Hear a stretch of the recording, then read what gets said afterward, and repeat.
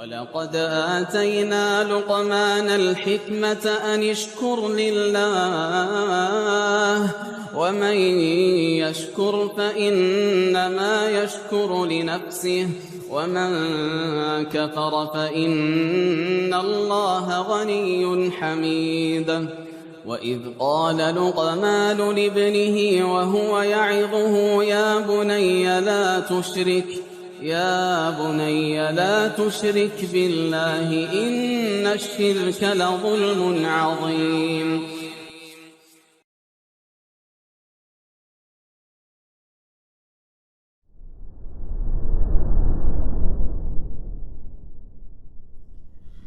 Bismillahirrahmanirrahim. Assalamualaikum warahmatullahi wabarakatuh. Innal hamdalillah nahmaduhu wa nasta'inuhu wa nastaghfiruh wa na'udzu billahi min shururi anfusina wa sayyiati a'malina. May yahdihillahu fala mudilla lahu wa may yudlil fala hadiya lahu. Asyhadu an la ilaha illallah wahdahu la syarika lahu wa asyhadu anna Muhammadan 'abduhu wa rasuluhu la nabiyya ba'dahu. Ya ayyuhalladzina amanu taqullaha haqqa tuqatih wa la tamutunna illa wa antum muslimun. Fa inna asdaqal hadithi kitabullah wa khairal hadi hadi Muhammadin sallallahu alaihi wasallam wa syarral umuri muhdatsatuha wa kullu muhdatsatin bid'ah wa kullu bid'atin dhalalah wa kullu dhalalatin finnar. Amma ba'd. Pada pertemuan kali ini jemaah sekalian rahimani wa rahimakumullah, kita akan membahas kitab Ad-Da' wa Dawa karya Ibnu Qayyim Al-Jauziyah rahimahullah, atau disebut juga dengan kitab Al-Jawabul Kafi liman sa'ala 'anid dawa'i syafi. Kalau Ad-Da' wa Dawa itu artinya penyakit dan obatnya. Kalau disebut juga kitabnya Al-Jawab Al-Kafi, yaitu jawaban yang mencukupi liman sa'ala 'anid dawa'i syafi, bagi orang yang bertanya tentang obat yang menyembuhkan. Kita mulai dari awal yang berkaitan dengan penyakit dan juga obatnya. Ya mungkin untuk temanya itu sebenarnya masih agak lanjut, hal-hal yang berkaitan dengan doa. Oleh karena itu kita langsung ke masalah, atau kita mulai dari masalah doa atau hal-hal yang berkaitan dengan doa di bab pertama di kitab ini. Dikatakan oleh Ibnu Qayyim rahimahullah bahwasanya doa itu adalah obat.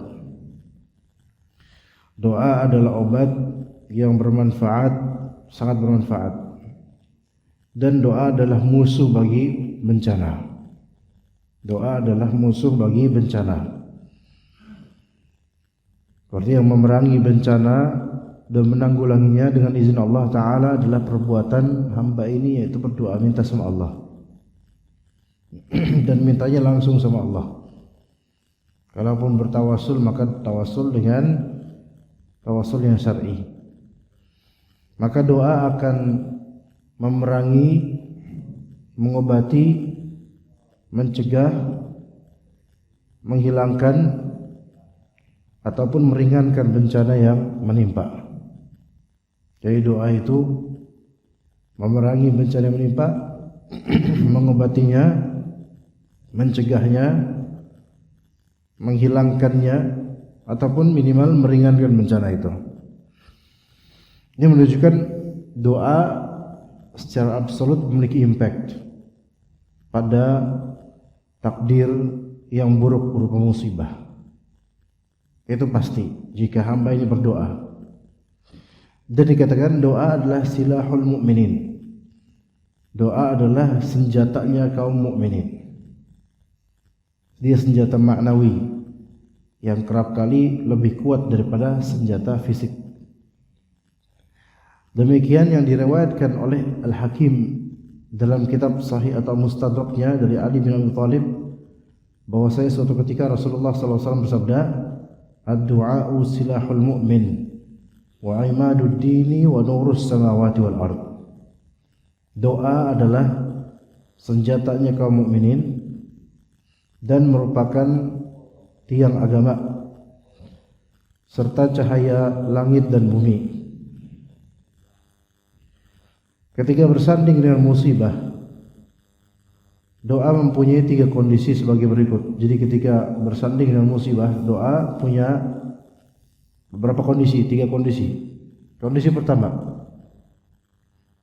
doa bisa jadi lebih kuat daripada musibah.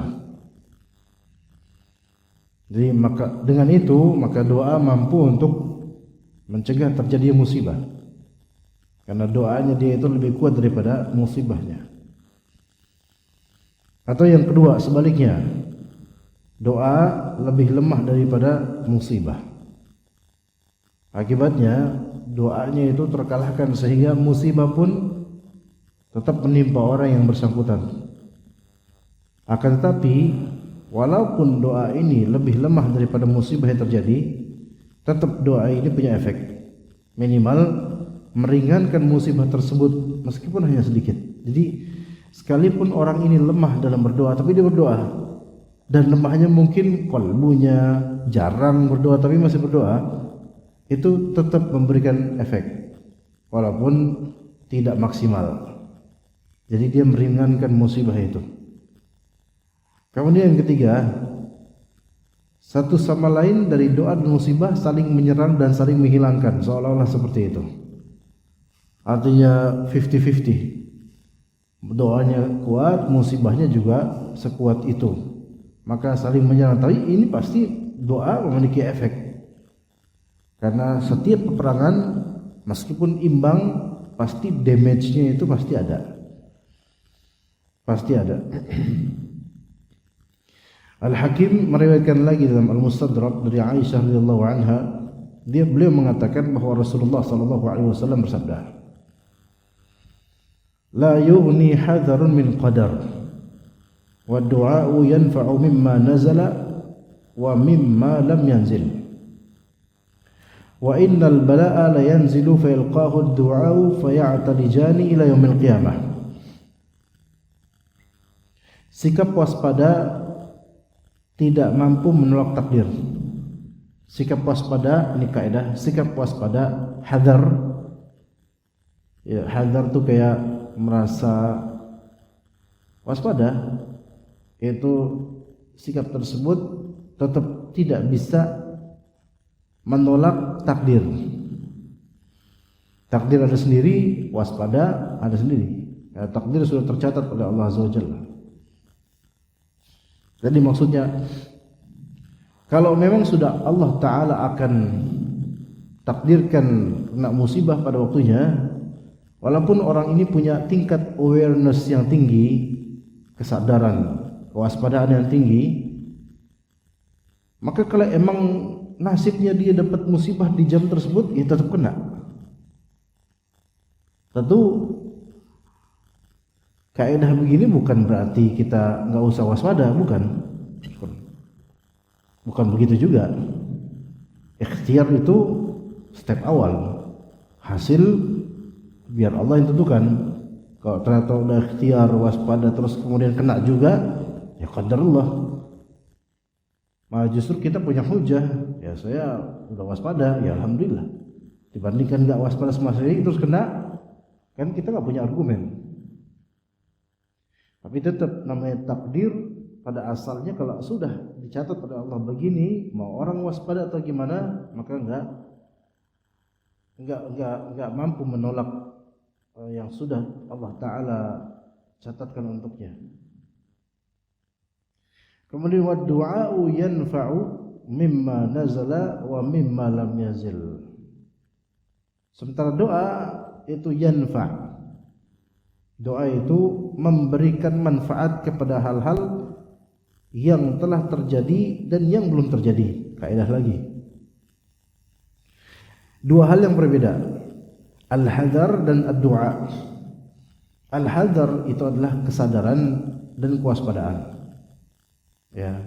Jadi dia punya awareness, kesadaran, dan dia bersiap-siap. Namun hadar ini tidak diiringi dengan doa. Doa beda.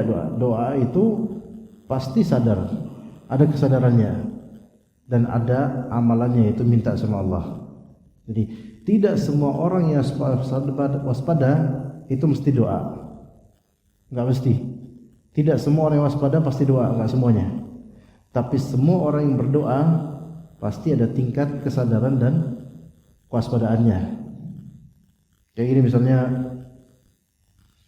kita melihat generasi muda sekarang dari Gen Z atau Alpha terutama, itu tentu dengan media sosial yang seperti sekarang ini jemaah membuat kita geleng-geleng kepala dan juga khawatir akan bagaimana masa depan generasi berikutnya ini. Sampai sebagian kalangan barat aja itu sudah mulai tingkat kewaspadaan mereka. Misalnya di Australia, anak di bawah under 15, di bawah 15 tahun itu tidak boleh mengkonsumsi media sosial, baik dari TikToknya, Facebooknya, dan seluruh media sosial. 15 tahun di bawah itu menjadi perbincangan dunia. Tapi beberapa negara lain pemerintahnya juga mulai mendiskusikan hal ini. Ya, karena sebenarnya khawatir bagaimana kedepannya dari anak-anak bangsa ini gitu. Nah, itu namanya hadar. Itu namanya kewaspadaan dan kesadaran akan generasi masa mendatang. Tapi apakah mereka doa kepada Allah? Enggak. Kayak gitu enggak. Baik. Sekarang di Indonesia ini enggak diterapkan, bahkan terfikirkan pun enggak gitu loh. Untuk memberikan ban atau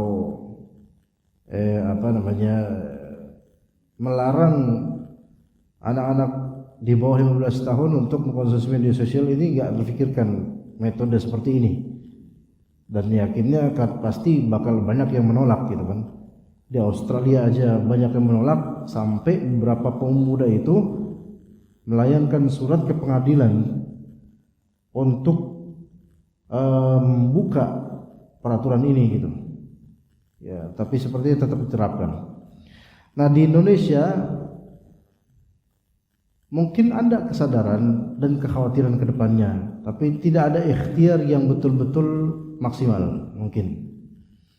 Baik dari kalangan atas ataupun dari kalangan grassroots atau orang awam seperti kita. Tapi kendati pun misal tingkat kesadaran kalangan yang bisa memberikan peraturan itu mungkin tidak ada, misalnya tidak diberikan warning atau mungkin edukasi ya, tapi peraturan mungkin masih belum sesuai harapan misalnya. Tapi kaum muslimin punya doa. Kaum muslimin punya doa. Ada kewaspadaan, kecemasan kelak gimana nih anak-anak muda nih. Maka dikatakan di sini wad-du'a'u yanfa'u mimma nazal wa mimma lam yanzil. Maka doa itu bermanfaat akan hal yang telah terjadi dan yang belum terjadi pun bermanfaat padanya. Bermanfaat dengan doa itu. Doa itu bermanfaat untuknya, yang belum terjadi bahkan. Yang belum terjadi gimana nanti anak cucu kita misalnya dengan media sosial ini, itu mungkin belum terlihat efek maksimalnya. Tapi kalau kita doa minta sama Allah, terutama dengan doa dalam Al-Quran, Rabbana hablana min azwajina wa dhurriyyatina qurrata a'yun, banyakin doa itu, banyakin. Maka itu akan memberikan efek manfaat walaupun yang kita harapkan belum terjadi. Ini doa memang doa global. Rabbana hab lana min azwajina wa dzurriyyatina qurrata a'yun, yaitu minta generasi bawah kita, zuriat yaitu keturunan kita dan juga istri-istri kita supaya jadi penyejuk hati kita. Itu untuk masa depan juga bisa. Dan untuk banyak konteks. Ilmunya mereka lah, ketaatan mereka lah, patuhnya mereka lah, baktinya mereka lah, amal soleh mereka lah, dan seterusnya. Maka doa yang global ini tetap memberikan efek. karena ada satu kewaspadaan dari pemilik doa, yaitu kewaspadaan dari pengucapnya, dan yang kedua ada effort untuk melantunkan doa kepada Allah Subhanahu wa taala walaupun lafalnya tidak spesifik. Tapi doa-doa dalam Al-Qur'an dan hadis meskipun lafalnya mujmal dan global, insyaallah sesuai dengan niatan pengucapnya, maka itu akan memberikan manfaat walaupun kasusnya belum terjadi, suatu saat akan terjadi. Kemudian kata Nabi SAW, wa innal bala'a la yanzilu fayalqahu ad-du'a'u faya'talijani ila yaumil qiyamah. Pada saat musibah itu turun, doa segera menghadapinya. Ini seolah kiasan, doa segera menghadapi musibah itu, keduanya saling bertarung hingga tiba hari kiamat. Jadi itu doa sama musibah itu berperang satu sama lain. Maka semakin kuat doa seseorang, semakin menang doa itu melawan musibah. Kemudian disebutkan juga dalam Al-Mustadrak juga oleh Al-Hakim dari Ibnu Umar radhiyallahu anhuma bahwasanya Nabi SAW bersabda, ad-du'a'u yanfa'u mimma nazala wa mimma lam yanzil fa'alaikum ibadallahi bid-du'a. Doa akan memberikan manfaat terhadap apa yang telah turun dan apa yang belum turun. Maksudnya bermanfaat terhadap apa yang telah terjadi dan ataupun yang belum terjadi. Maka doa memberikan impact pada itu semua. Yang telah terjadi kok bisa kita, ya misalnya kita minta Rabbana taqabbal minna shalihal a'mal, ya Rabb kami terimalah ke amal-amal saleh kami ya Rabb. Itu sudah terjadi kan amal saleh, maka Allah terima, memberikan efek. Atau kita misalnya doa, kita misalnya sedekah, kita bilang ya Allah terimalah sedekah saya ya Allah, maka doa itu memberikan efek pada sedekah. Atau kisah 3 orang yang terpenjara di gua, ya mungkin karena ada badai atau hujan deras kemudian masuk gua, dan Allah takdirkan kemudian sakhrah yaitu batu besar menutupi pintu gua sehingga mereka bertiga tidak bisa keluar darinya. Maka kemudian seorang dari mereka bilang, mari kita berdoa satu sama lain, mari kita berdoa kepada Allah Ta'ala masing-masing dengan bertawasul pada amal soleh yang telah berlalu. Baik, berarti di sini pakai amal soleh. Apa yang telah terjadi dari amal soleh itu ternyata dipakai untuk konten tawasul dalam berdoa pada Allah SWT dengan maksud untuk hal yang belum terjadi, yaitu penghilangan atau penggeseran batu belum terjadi, tapi ternyata amalan lawas, doa dan apa yang akan terjadi itu bisa aja saling nyambung satu sama lain. Maka fa'alaikum ibadallahi bid-du'a, maka hendaklah kalian wahai hamba Allah semuanya agar berdoa. Masih di kitab yang sama, yaitu Al-Mustadrak karya Al-Hakim, yaitu dari Thauban bahwasanya Nabi SAW bersabda, la yaruddul qadara illa du'a, tidak ada yang bisa menolak takdir kecuali doa.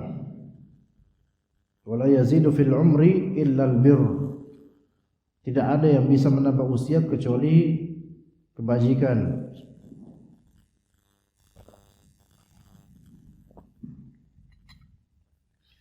Wa inna rajula la yuhramu rizqa bidzan yusibuh, sungguh seseorang benar-benar akan terhalang dari rezekinya karena dosa yang ia kerjakan. Sungguh seseorang benar-benar akan terhalang dari rezekinya karena dosa yang ia kerjakan. Ini 3 kalimat luar biasa. Kita akan bahas. Namun pada asalnya sanad hadis ini yang dengan sanad dari Al-Mustadrak dari kitabnya Al-Hakim ini dhaif. Namun derajat hadis ini bisa menjadi kuat dengan adanya penguat dari hadis-hadis lain secara makna.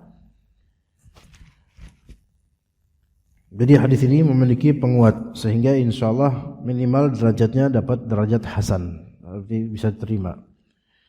Kata Nabi, ini ada 3 kaidah. Pertama, kita bahas dulu yang pertama. La yaruddul qadara illa du'a. Tidak ada yang bisa menolak takdir kecuali doa. Tidak ada yang bisa menolak takdir kecuali doa. Gimana kok bisa? Berarti doa bisa menolak takdir. Maksudnya doa itu bisa mencegah keburukan dengan izin Allah Azza wa Jalla, bisa mengubah takdir dengan izin Allah Azza wa Jalla.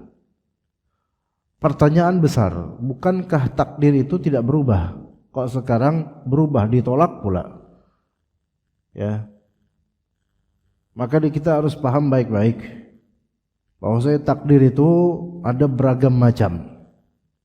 Takdir itu ada beragam macam. Ada takdir yang memang sudah fixed, tidak mungkin diubah. Kemudian ada macam-macam takdir lainnya yang itu takdir sementara yang bisa diubah atau ditolak. Segala perubahan dan segala penolakannya itu tetap termaktub dalam takdir yang fixed ini. Mungkin lebih saya jabarkan. Takdir yang Allah Ta'ala tentukan fix dan tidak akan ada perubahan, itu sebagaimana disebutkan oleh Nabi SAW. Awal yang diciptakan adalah Al-Qalam. Al-Qalam itu pena. Ya, dalam sebuah hadis. Kemudian Allah Subhanahu wa taala perintahkan pena itu untuk menulis. Kata pena itu, "Wa madza aktub?" Apa yang aku tulis? Tulislah takdir langit dan bumi seluruhnya. Ditulis di Lauh Mahfuz. Namanya Lauh Mahfuz. Maka takdir yang tertulis di Lauh Mahfuz ini yang fix secara komplit dari awal sampai akhir. Tidak akan ada yang melenceng. Tidak akan ada yang melenceng. Segala hal ada di situ. Dan tentu enggak masuk di logika kita. Lauh itu kan berupa lembaran mahfuz terjaga. Lembaran yang terjaga. Dan tidak akan ada yang mengetahuinya dan tidak akan ada yang bisa mengubahnya. Dan tidak akan berubah apa-apa yang detail di situ, nggak akan berubah. Dan segala perubahan yang terjadi di dunia itu ada di Lauh Mahfuz. Jadi kita fikskan dulu bahwasanya ada takdir utama yang fix, tidak akan ada perubahan di situ. Dan segala perubahan di takdir-takdir rincian itu semua ada di Lauh Mahfuz catatannya. Baik, kemudian berikutnya ada macam-macam takdir yang Nabi sebut, yaitu at-takdir al-mufassal, yaitu takdir-takdir rincian. Seperti apa? Di antara contoh lainnya, di antara macamnya, yaitu takdir terhadap janin. Takdir terhadap janin. Nabi SAW menyebutkan bahwasanya di momentumnya, yaitu setelah 4 bulanan itu akan ditiupkan padanya ruh. Allah Ta'ala tugaskan malaikat untuk meniupkan ruh, menaruh ruh pada rahim seorang ibu. Dan semua di kalangan manusia semuanya. Ya, maka mulai ada ruh, mulai ini manusia punya ruh, mulai janin ini punya ruh. Kemudian Allah Ta'ala perintahkan malaikat untuk mencatat takdir-takdir global buat dia. Tentang rezekinya, matinya, akhirat hidupnya gimana. Ini namanya takdir untuk rahim. Misalnya, dan malaikat hanya diperintahkan mencatat saja. Kalau misalnya nih malaikat disuruh mencatat bahwasanya ini janin kelak matinya tanggal sekian pas dia umur 30 tahun misalnya. Mungkin enggak di usia 30 tahun bisa berubah, bisa lebih panjang lagi umurnya? Jawabannya iya, mungkin. Ini yang disebut takdir yang seperti ini bisa berubah. Jadi catat dia matinya kapan. Nih orang, nih janin nanti kalau udah gede matinya pas dia usia 3 tahun, waktu sekian.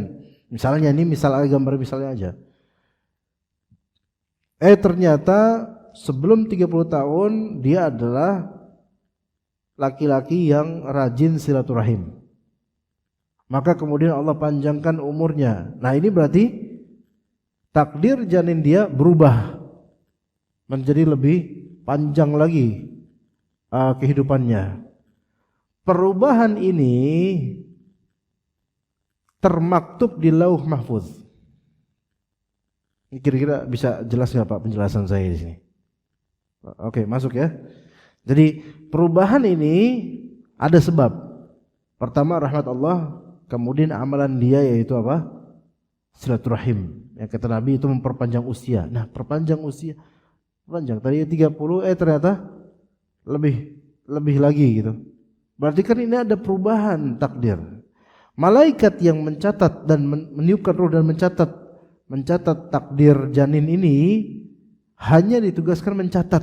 Adapun apakah happeningnya, terjadinya itu persis exactly seperti itu Allah yang Maha tahu. Ya begitu. Jadi malaikat sendiri apa yang ditugasi terhadapnya itu nggak tahu nanti juntrungannya gimana. Sekarang malaikat yang Allah Ta'ala perintahkan nanti untuk meniup sangkakala sampai detik ini belum memejamkan matanya karena menunggu perintah Allah untuk tiup sangkakala. Yang menjadi panitia tir pertama hari kiamat yaitu malaikat peniup sangkakala saja itu nggak tahu kapan dia akan meniup. Malaikatul maut, malaikat kematian, ditugaskan untuk mencabut nyawa makhluk Allah Azza wa Jalla. Itu ditugaskan oleh Allah, tapi apakah malaikatul maut ini tahu persis bahwa saya akan berhasil atau enggak? Enggak tahu. Buktinya dalil menyebutkan Nabi Musa alaihissalam itu pernah Allah suruh malaikatul maut untuk mencabut nyawanya. Namun dengan metode malaikatul maut ini bertasakkul dan mewujudkan diri seperti manusia di alam manusia ini. Maka kemudian Nabi Musa alaihissalam melawan, menentang ketika mau dicabut ruhnya, menentang bahkan ditonjok oleh Nabi Musa alaihissalam sampai keluar bagian matanya dari tempatnya. Itu ada dalam hadis. Lalu kemudian malaikatul maut itu kembali ke alam malaikat dan mengadu pada Allah Subhanahu wa taala. Ini malaikatul maut ditugaskan untuk mencabut nyawa dan beliau sendiri tidak mengetahui persisnya berhasil atau tidak. Itu semua Allah Ta'ala yang pastikan nanti. Artinya malaikat dengan segala tugas mereka itu enggak persis tahu berhasil atau enggak. Gitu loh. Dan perubahan-perubahan ini yang tadinya Allah Ta'ala takdirkan wafat di jam sekian, ternyata Allah Ta'ala takdirkan tambahin. Perubahan seperti ini ada di Lauh Mahfuz yang hanya Allah yang tahu. Begitu. Itu diantara contohnya ya. Jadi tadi perubahan takdir janin misalnya ya, yang dicatatnya oleh malaikat peniup ruh atau semisalnya itu nanti bakal wafat kapan sekian gitu, tapi ternyata diubah. Ya, dan perubahan itu sudah ada fix termaktub di Lauh Mahfuz. Kemudian juga perubahan takdir disebabkan doa. Iya. Orang ini dinyatakan bakal sengsara misalnya, apa miskin, bangkrut dan seterusnya. Mulai jam sekian, mulai hari sekian. Namun misalnya Allah Ta'ala takdirkan juga untuk dia sebab-sebab kekayaan, sebab-sebab keberkahan. Hampir-hampir dia bangkrut, kemudian Allah Subhanahu wa Ta'ala tiba-tiba takdirkan begini. Di saat dia hampir bangkrut, ada orang lagi kesulitan minta bantuan dia. Kemudian dalam hatinya, subhanallah, saya aja lagi sulit. Kenapa tiba-tiba kok malah justru ada orang malah minta bantuan sama saya? Di situ ujian dari Allah nih untuk menguji hamba ini betul-betul siap atau tidak, mau atau tidak untuk beramal, bersedekah di saat menjelang sulit. Maka kemudian dia berpikir, enggak mungkin Allah Ta'ala utus orang ini untuk minta bantuan sama saya, melainkan pasti ada sesuatu di balik ini. Pasti ada sesuatu di balik ini. Maka karena dia yakin sama Allah dan percaya akan kebijaksanaan Allah dan adanya siratan hikmah di balik suratan takdir, maka kemudian dia bantu tuh orang, padahal dia sendiri lagi struggle dengan keadaannya. Maka kemudian dibantu tuh orang, dibantu karena dia sedekah, karena dia menafkahi, karena dia lillahi ta'ala, maka Allah subhanahu wa ta'ala ubah yang besok tuh kudunya mestinya itu dia bangkrut atau jatuh miskin, Allah subhanahu wa ta'ala tutup dan kofri kekayaannya dan tetap dia membaik kondisi ekonominya. Karena apa? Karena amal soleh yang dia lakukan dan Allah balas kemudian. Itu bisa seperti itu. Kalau mau kita sebutkan case per case, ada jutaan kasus seperti ini yang semua dari kita itu sebenarnya mengalami hal-hal seperti ini, jemaah. Ada kalanya secara logika sebagian dari kita itu pernah mengalami kematian yang hampir saja, tapi kok secara logika harusnya mati ketika itu, entah peristiwa apa gitu, kecelakaan, tenggelam atau apa. Tapi kok sampai sekarang masih bisa hidup gitu. Boleh jadi memang asalnya itu ada takdir dia tuh mati jam sekian. Tapi ternyata mungkin sebelum-sebelumnya ada amalan atau ada doa-doa yang dia lakukan atau dari orang lain yang Allah subhanahu wa ta'ala dengan sebab itu Allah ta'ala ubah takdir itu. Dan perubahan semua itu ada di Lauh Mahfuz. Itu cara memahaminya. Ya, kalau nanti tanya, emang takdir bisa berubah? Kayak tadi cara memahaminya. Ya. Kemudian kaidah kedua dari Nabi SAW, wala yazidu fil umri illal bir. Tidak ada yang bisa menambah usia kecuali kebaikan, kebajikan, amal baik, amal yang baik.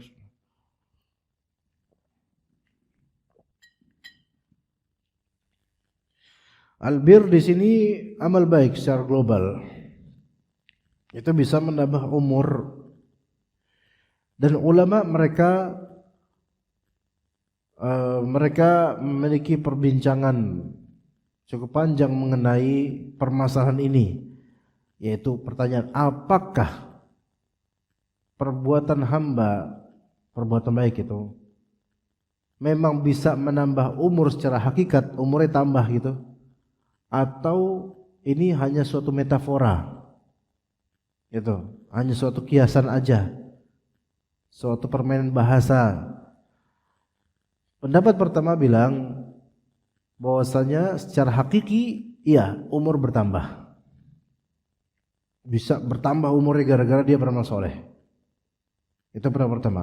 Pendapat kedua dari ulama bukan itu, karena takdir ya takdir dah, dia mati. Tapi maksudnya bertambahnya umur dia adalah bisa, artinya pendapat A, 2A, yaitu usianya itu berkah. Usianya berkah. Orang kalau hidupnya berkah itu kayak umurnya panjang, Pak. Karena setiap step yang dia lakukan itu ada efek baiknya. Berkah, enak gitu. Itu makna 2A. Ulama lain mengatakan makna 2B, bahwa maksudnya setelah dia wafat, kebaikan-kebaikannya itu masih sering disebut dan dikenang, sehingga seolah-olah tidak eksisnya dia itu tetap dianggap eksis karena impact dari kebaikan dia. Ini makna kedua B. Jadi ulama beda pendapat mengenai hal-hal seperti ini. Apakah amal soleh, terutama sedekah, ya, itu benar-benar memiliki efek pada perpanjangan umur atau ini semacam metafora? Maka jawabannya para ulama beda pendapat. Pendapat pertama, secara hakiki memang memperpanjang umur. Pendapat kedua, ada dua pendapat lagi di dalam pendapat kedua. Bukan umurnya diperpanjang, tetapi selama dia hidup itu dia berkah hidupnya. Emang orang yang banyak sedekah berkah, Pak? Selama satu ikhlas, kedua harta yang disedekahin itu halal, itu hidupnya berkah. Ya, ketika dia hidup dia enak hidupnya karena sedekahnya dia. Atau 2B, yaitu dia memang tetap wafat, tapi amal-amal baiknya selama hidup itu dikenang oleh banyak orang disebut-sebut setelah wafatnya, dan seolah-olah dia dengan tidak hadir jasadnya, tapi kebaikan amalnya itu tetap hadir di hati manusia. Maka seolah-olah hidupnya itu panjang gitu, namanya itu masih hidup. Makanya kata sebagian ulama, amalan-amalan soleh yang sifatnya transitif, membutuhkan objek kebaikan, membutuhkan objek dari manusia untuk dibaikin, amalan-amalan yang sifatnya transitif itu adalah usia kedua setelah wafatnya manusia.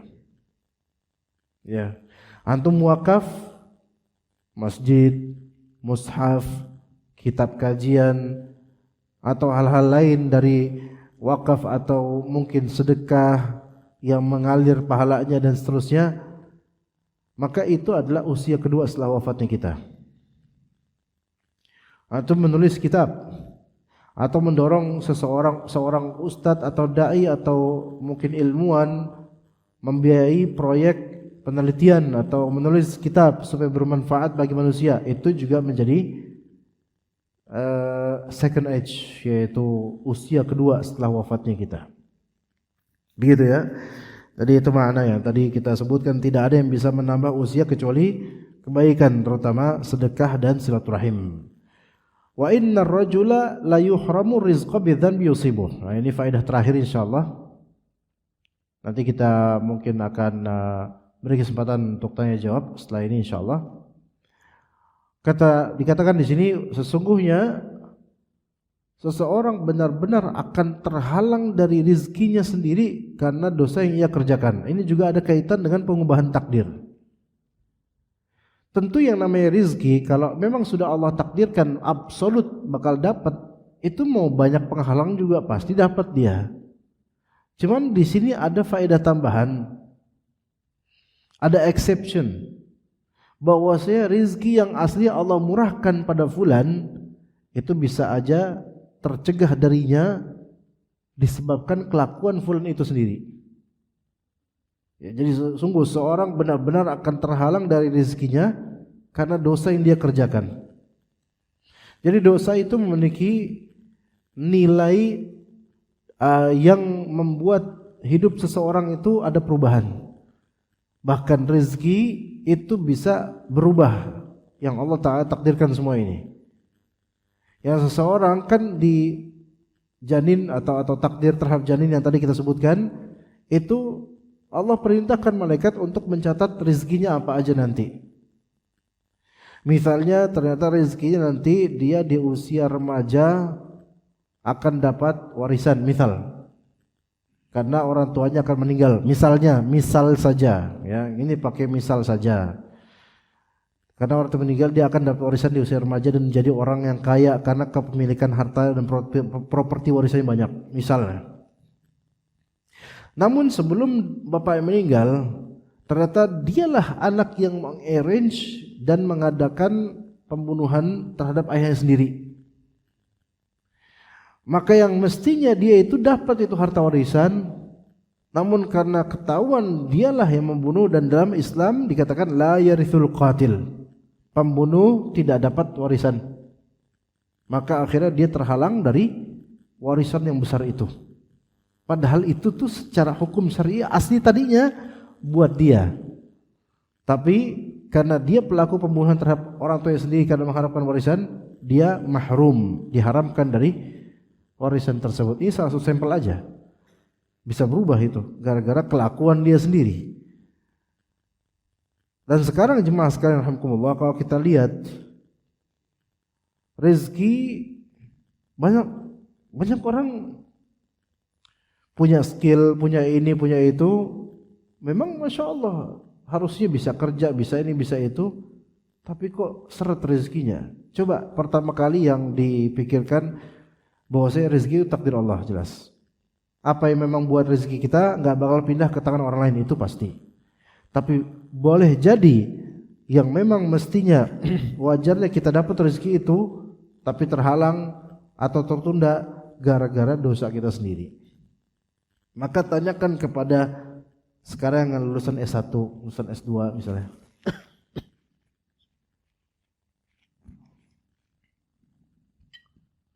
Tidak sedikit dari sarjana sekarang yang nganggur, nggak punya penghasilan, itu nggak sedikit, banyak banget.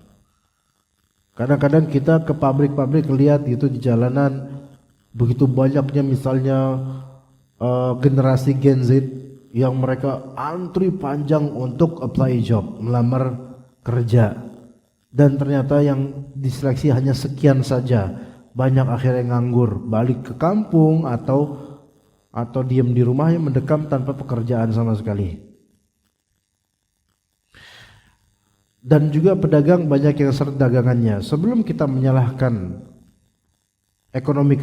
global ekonomi yang seperti ini sekarang, memang coba kita pikirkan, ini semua ada efek dari dosa-dosa dari semua pihak, termasuk diri kita mungkin. Semua pihak termasuk diri kita mungkin. Maka taubat, istighfar, dan istighfar itu bisa memperlancar rezeki kalau ikhlas. Maka di sini ada kaidah rezeki yang secara logika bagian rezeki ini harusnya punya kita, tapi kok ditunda. Terus Allah Subhanahu wa taala seperti tahan dari kita. Boleh jadi itu teguran dari Allah supaya kita bertaubat dari dosa tertentu. Sampai kita taubat, maka Allah akan memberikan rahmatnya pada kita biiznillah ta'ala. Ya, begitu mungkin untuk tema dan materi yang bisa kita sampaikan, karena sebenarnya masih panjang tentang masalah doa ini.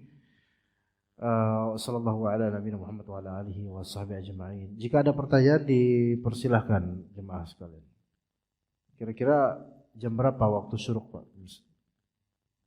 Syuruk bukan tulu. Oh, itu udah syuruk ya. Ya.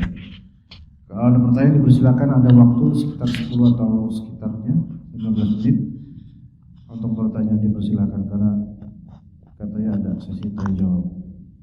Monggo. Ini sesi tanya jawab.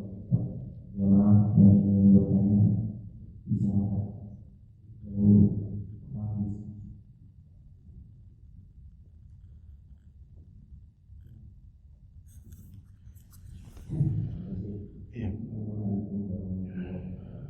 Assalamualaikum warahmatullahi wabarakatuh.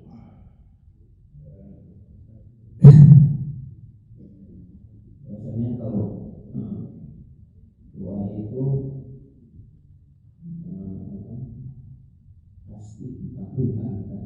Ada juga pasti dikabulkan, maka sekarang atau nanti atau tadi akhirat. Bahkan orang kafir pun bisa dikabulkan doanya.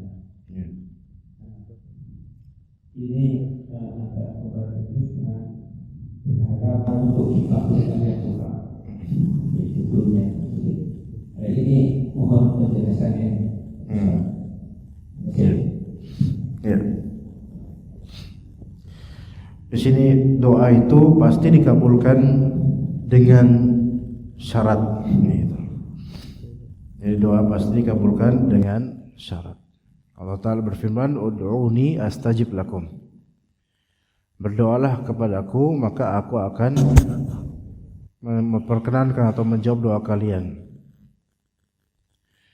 Di sini sendiri, di potongan ayat ini sendiri ada lafal ud'uni, berdoalah kepadaku. Artinya, ia minta langsung ke Allah.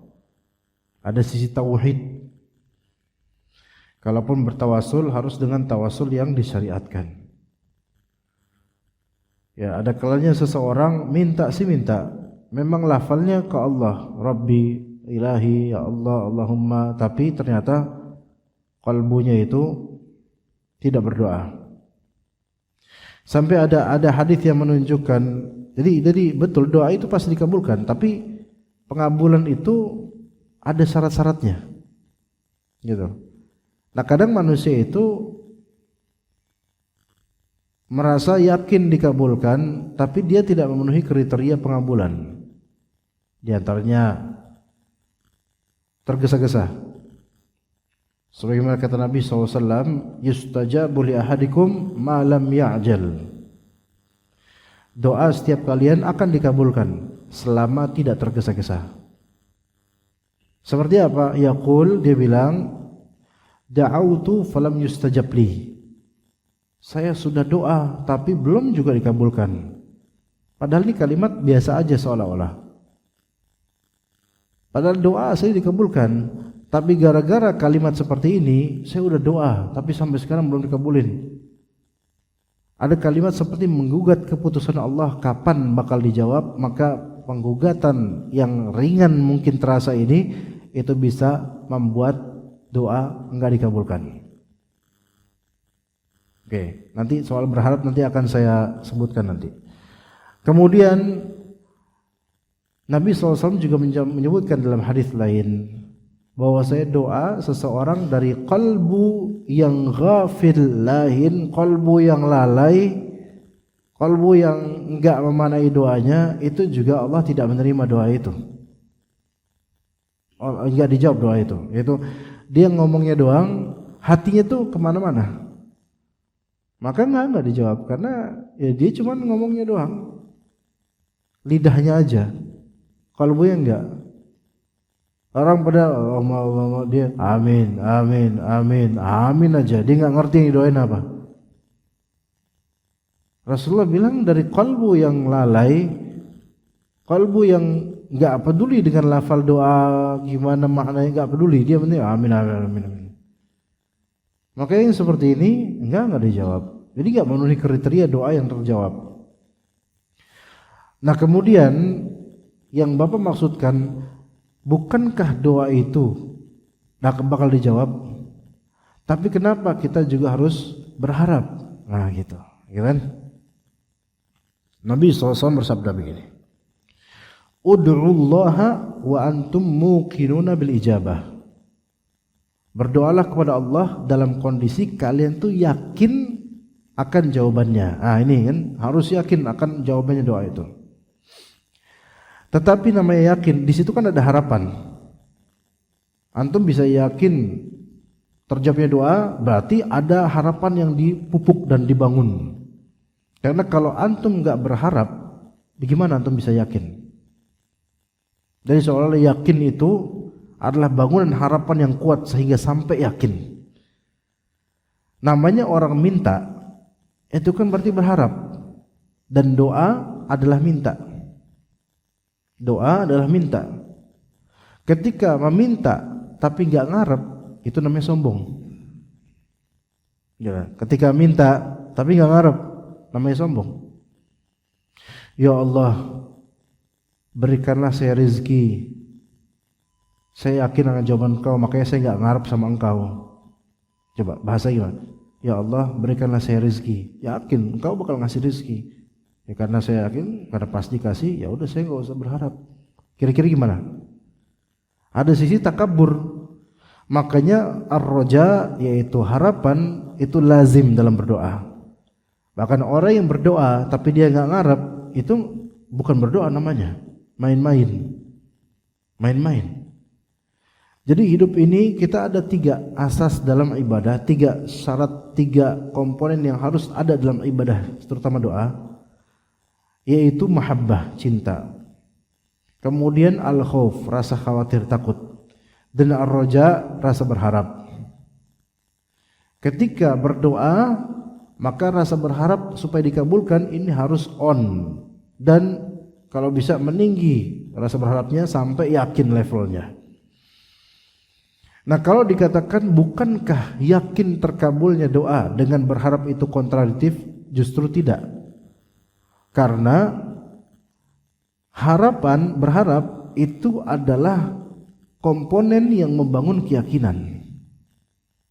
Orang semakin tinggi harapannya, itu semakin yakin sebenarnya akan terjadinya yang diharapkan. Gitu Pak.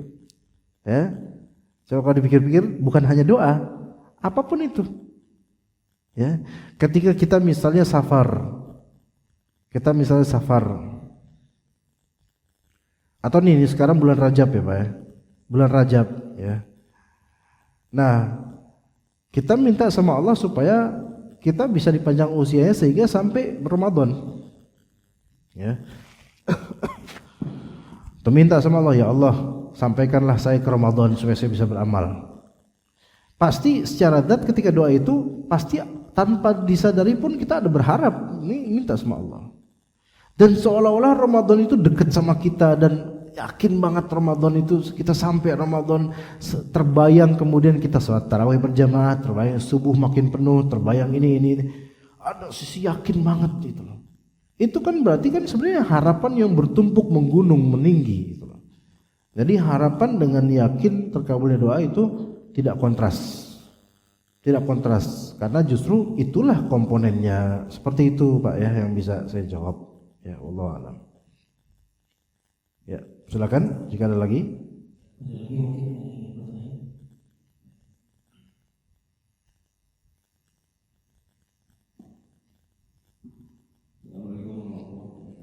Waalaikumsalam warahmatullahi.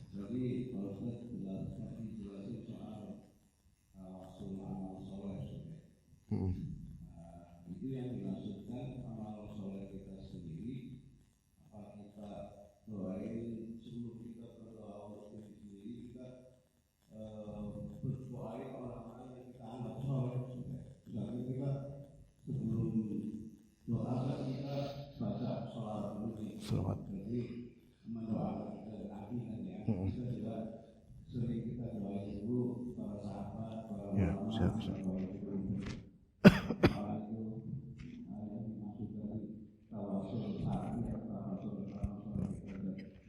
Oke. Ya Pak, jazakallah khair atas pertanyaan penting ini. Salawat yang Nabi SAW katakan, yang Nabi SAW anjurkan betul-betul kuatkan selawat. Kalau misal mau doa, berselawat dulu.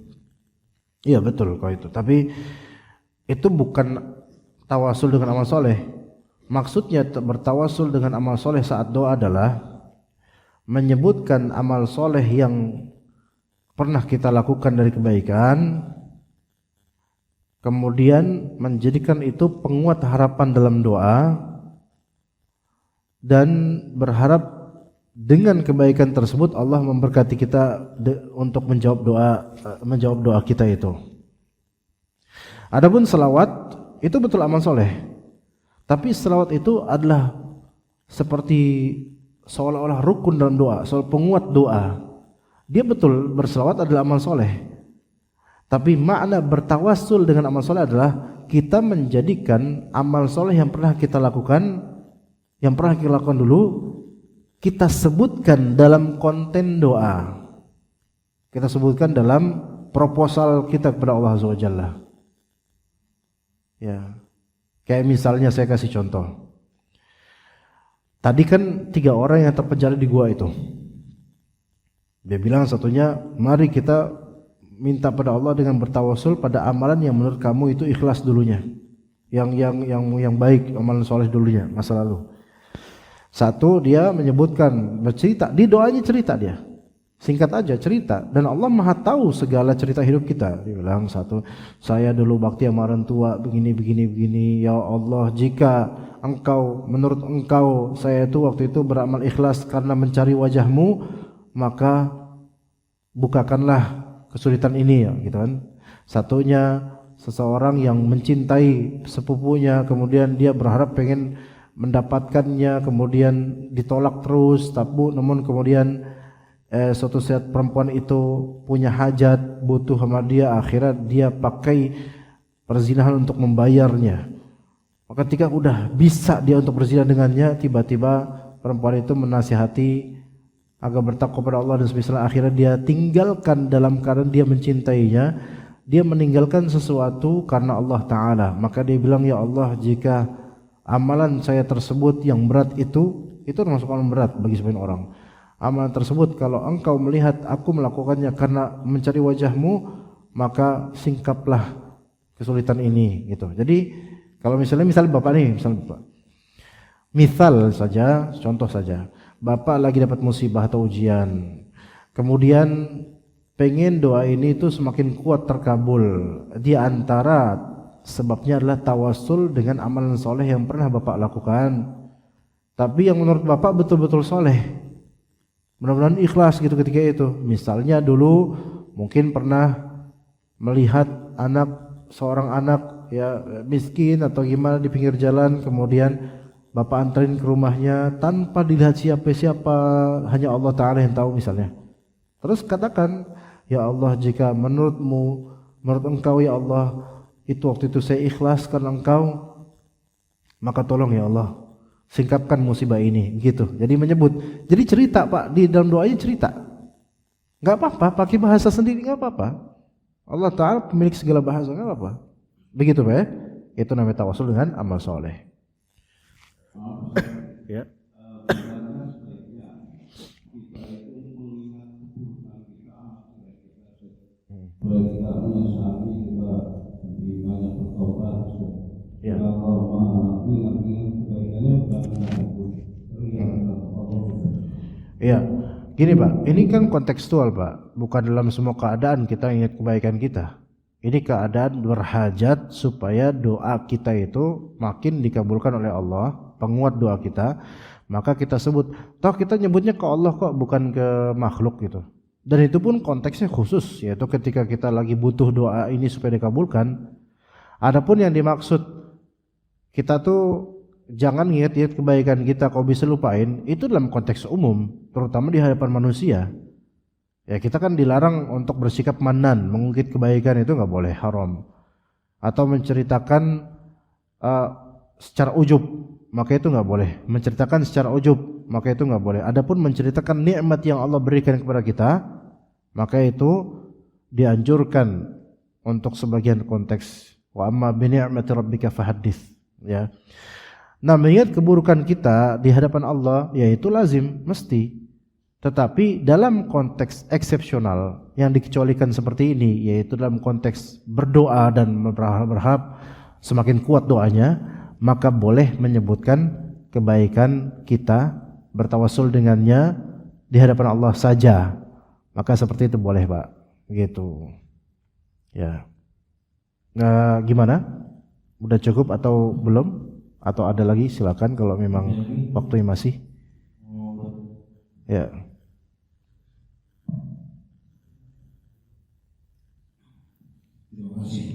Iya Pak, silakan Pak. Siap Pak. Iya ya. Mas agak sini wajahnya. Waalaikumsalam warahmatullahi wabarakatuh. Ini maksud jadi pertanyaan Bapak tentang doa musuh dari percayaan Islam. Iya. Ini saya coba untuk melihat saat ini yang kondisinya Sumatera, Oh. Sumatera Barat khususnya. Ini yang dimana ya boleh saya katakan 95 atau 100% Islam. Ya. Kita percaya bahwa ini memang sebagai Islam ini Allah SWT. Memang kenyataannya di Aceh dan Sumatera Barat ini apakah manusia? Mungkin gimana pendapat Bapak? Oke. Mereka juga khusus sekali. Mereka maksudnya di sini yang kena musibah itu yang udah wafat, orang-orang warga-warga itu maksudnya. Oke. Oke, siap. Insyaallah. Begini Pak. Namanya musibah itu kan bagian dari takdir dan orang nggak tahu. Ya. Apakah dia hukuman ataukah dia ujian? Semua ini kompleks, masuk semuanya. Hukuman iya, ujian iya gitu. Dan kemudian mereka yang telah mendapatkan musibah ini kan beragam. Musibah, ada yang sudah wafat dapat musibah itu, ya. Ada yang tinggal keluarganya dan masih hidup. Ada yang mungkin cacat karena kena ini kena itu. Beragam musibah. Namun gini, seorang mukmin itu selalu stay positif dalam segala keadaan, Pak. Hatta misal kita lihat, ini yang wafat kan tidak terhitung Pak. Maksudnya sampai sekarang mungkin datanya masih bisa aja meningkat, kita nggak tahu. Al-muhim yang wafat dari bencana itu rata-rata muslim. Kalau kita katakan mereka muslim, mereka punya dosa nggak? Allah lebih tahu. Tapi ketahuilah bahwasanya kematian milik Allah. Mereka dicabut nyawanya, ya Allah Ta'ala takdirkan seperti itu. Kita sebagai muslim hanya berharap mendoakan yang terbaik buat para almarhum. Kemudian keluarga yang ditinggal oleh para almarhum ini, apakah ini hukuman atau ujian? Blending antara hukuman dan ujian, Pak. Kata Allah Azza wa Jalla, Zaharal fasadu fil barri wal bahri bima kasabat aydin nas liyudhiqahum ba'dal ladzi 'amilu la'allahum yarji'un. Itu di surat Rum. Telah tampak kerusakan di bumi, di daratan dan di lautan dengan sebab ulah tangan manusia, supaya Allah Ta'ala membuat mereka merasakan efek sebagian dari yang mereka kerjakan. Ini berarti kan punishment. Ini punishment, hukuman. Ada sisi hukumannya, tapi ada sisi rahmat di balik itu. La'allahum yarji'un, supaya mereka taubat. Nah, ini sebenarnya teguran buat kita semua. Orang yang berkontribusi terhadap musibah ini kalau secara ekologis itu harus taubat. Itu harus taubat. Kalau kan ada secara ekologisnya. Kalau kita pakai scientific ya ada penjelasannya kenapa bisa seperti itu. Kalau kita pakai segi syariat ada penjelasan akidah yang tadi kita sebutkan. Dari segi syariat ini bisa jadi hukuman sekaligus ujian. Dari segi ekologis ya tampak sebabnya apa. Nah, di sini Allah memaksudkan orang-orang muslim ini mereka tetap stay muslim. Yang wafat semoga Allah rahmati dan semoga Allah hapus dosa-dosanya dan tingkatkan derajatnya. Semoga begitu. Itu sudah selesai, untuk mereka kita nggak komen. Tapi yang masih hidup, dari yang ditinggal keluarganya, dari yang berkontribusi terhadap musibah ini dari segi ekologis, maka wajib semuanya untuk taubat. Bahkan kita yang cuma nonton, kita dari Jakarta, Bekasi, kita cuma ngelihat di layar televisi atau YouTube dan semisalnya, kita wajib taubat karena ini teguran dari Allah, sinyal dan warning dari Allah. Bukan nggak mungkin ini terjadi pada ente semua gitu loh. Jadi sebenarnya ini teguran buat semua. Teguran buat semua. Apakah ini musibah? Betul ini musibah. Apakah ini ujian? Betul ini ujian. Apakah ini hukuman? Betul ini hukuman. Jadi semua itu masuk di dalamnya. Ya, kalau memang ini hukuman, maka ini teguran buat kita. Kalau memang ini ujian, maka ini nasihat buat kita supaya bersabar. Kalau ini musibah, maka memang dunia ini tempatnya musibah, jemaah. Tempatnya musibah. Maka itu yang menimpa mereka, Pak. Dan bukan tidak mungkin di tempat-tempat lain akan terjadi hal yang serupa. Sampai BMKG dan semisalnya pun juga memprediksikan, terutama di pantai selatan misalnya, ada ancaman-ancaman seperti itu, ada ancaman. Udah ada warning dari Allah. Rata-rata musibah itu sudah ada teguran sebelumnya, teguran kecil, Pak. Mungkin di hati seseorang gak enak, ya, akhirnya kena musibah. Tapi penyebabnya apa? Dosa. Wah, kok kayak gitu, Sat? Mereka kita udah apes kemudian dibilang gara-gara dosa. Ya tetap harus dibilang gini karena keburukan yang terjadi di dunia ini sebabnya itu memang ulah tangan manusia. Ada sebab dosanya di sini. Maka muhasabah itu penting sebelum dapat musibah, apalagi setelah dapat musibah. Memang bukan berarti kita nyalah-nyalahin gitu aja, bukan. Tapi ayo kita damaikan kalbu kita dengan mengaitkan keburukan musibah ini dengan buruknya perbuatan kita, yaitu suudzon pada diri kita dan husnudzon pada Allah Subhanahu wa taala. Ya, itu yang bisa saya sampaikan mungkin, ya. Sepertinya waktunya sudah cukup. Ya, kita cukup sampai sini. Terima kasih jemaah sekalian atas kehadirannya. Barakallahu fikum jami'an.